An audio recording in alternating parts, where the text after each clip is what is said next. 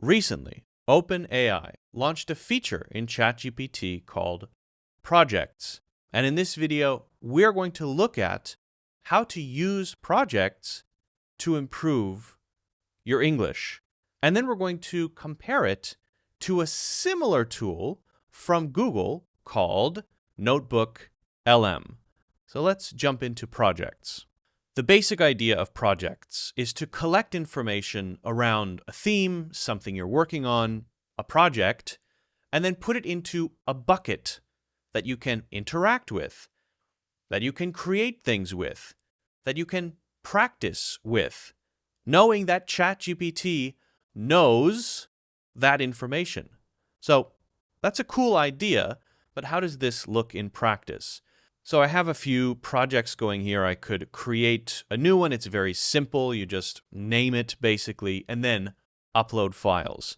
But I've already got one here based around a course that I'm taking. A course that I'm taking about English sentence patterns. And I've already got some files uploaded. So for this course, a course by me, by the way, for this course, there are PDF files with examples about the English sentence patterns I'm learning. And I've got a few chats beneath it, but I want to add a bit more. I want to add some more files. I've got one PDF for conditional sentences. I've got PDFs on commands and requests, open questions, and I'm going to click on Add Files. Okay, so now that should be there, and now I have 14 files. Okay, good. Now I want to interact with this information. This, I think, is the useful thing about projects. When you start a new chat in ChatGPT or Google Gemini or whatever, you have to kind of start fresh every time.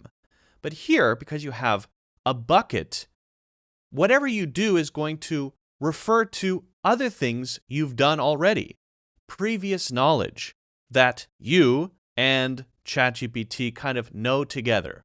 You're both working on this together. So first, I want to just get an overview and make sure that ChatGPT knows this. So give me 2 examples from the conditionals PDF for each type of conditional.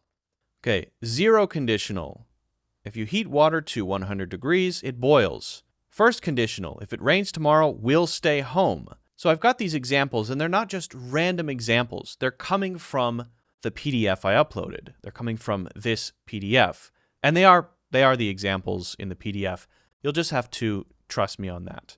Now I may want to create a quiz to test my knowledge. So create a multiple choice quiz to test my knowledge of different types of conditional sentences. So question 1, 0 conditional. Which of the following sentences is an example of a 0 conditional? If she practices every day, she will. If you don't add oil to the pan, food burns quickly. I think B is not V. My hands are very cold, so I'm so sorry. Correct. Good. Okay, next question. So now I'm practicing my knowledge of those specific things that I learned in that specific course. This helps us solve the problem of where is this coming from? You ask about conditionals, and you're getting an answer, but there's that uneasy feeling of, is ChatGPT correct 100% of the time? Well, if I know it's coming from this specific PDF, from this specific course that I'm taking, that I uploaded, then I can feel secure knowing that when I take a quiz, when I practice examples, I am actually learning what I want to learn, the specific things that I want to learn. This is, I think, very powerful. But let's look at another way to use this. Okay, so now I'm in a different project. This is the project that I use to learn and practice English idioms and expressions. That is the purpose of this project. And anytime I learn new idioms or expressions, I put them here. I organize them here. I learn them here. I practice them here. And over time, it gets more and more useful as ChatGPT learns how I like to learn, how I learn things. So in a way, you're kind of building up a shared memory between you and ChatGPT within a specific project. Okay, so what I've got here, the files, is a list of expressions, and this is a long list that continues to grow over time. I may update this list over time as I learn new idioms and expressions. But then I also have this one, and this one is two different ways that I like to practice English expressions when I learn them. Maybe two different approaches, and I may favor one on Monday and the other on Tuesday. But I have this to teach ChatGPT how I like to learn. So you'll see how I use that in just a second. First, I'm going to ask for the specific examples underneath one expression from the PDF. So give me the examples of go with the flow from my PDF. Here are the examples. And again, these are the actual examples. You have to just trust me on that. I don't like to cause problems. I just go with the flow. I suggest on your first day of work, just go with the flow. You need to learn about the place first. If you always go with the flow, you'll never be able to do anything great. Okay, now I want to learn using the second method that I use to learn idioms and expressions. Okay, so let's see if I can type with very cold fingers. Let's learn this expression using my second learning method. And you can name them if you want.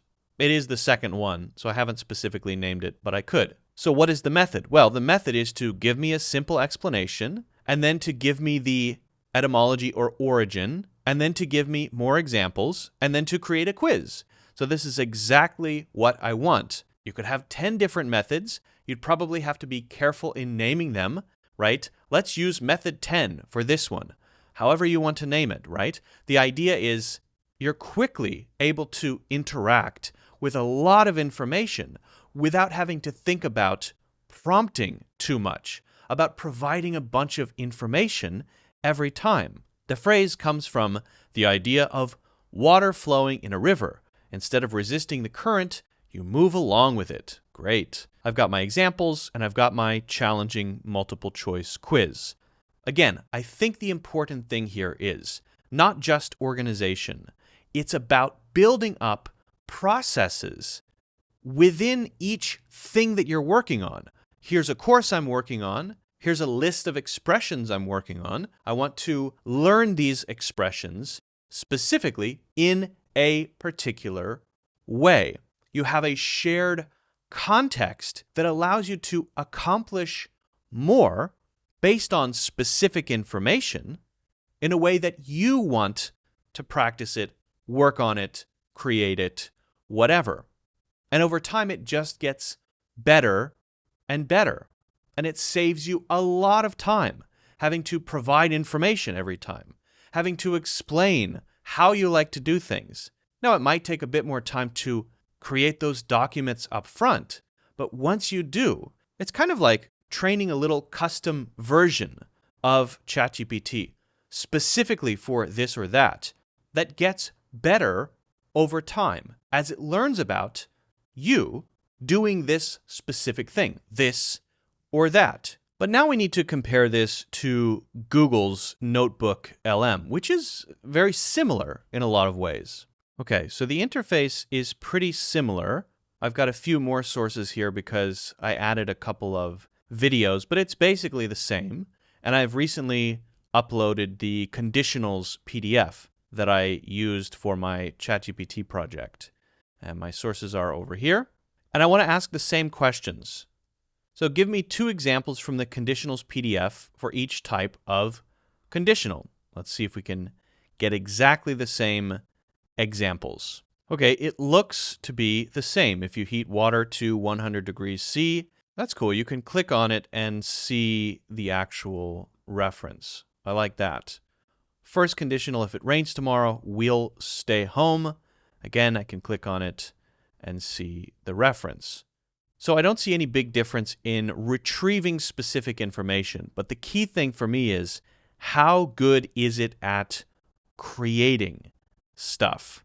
Is it the same quality? For example, the quiz. Is the quiz just as good? So let's try that. Okay, so exactly the same prompt here. I want to create a multiple choice quiz to test my knowledge, ask one question at a time. Which type of conditional sentence is used to describe a hypothetical situation in the present or future and its unlikely outcome? Kind of a strange question. You would want to generally have examples, and then you have to guess which conditional it is. And why is this already highlighted in bold? Right? You answered C to the first question. That's correct. Question 2, which sentence is an example of a zero conditional? I wonder which one it is. If you heat ice, it melts.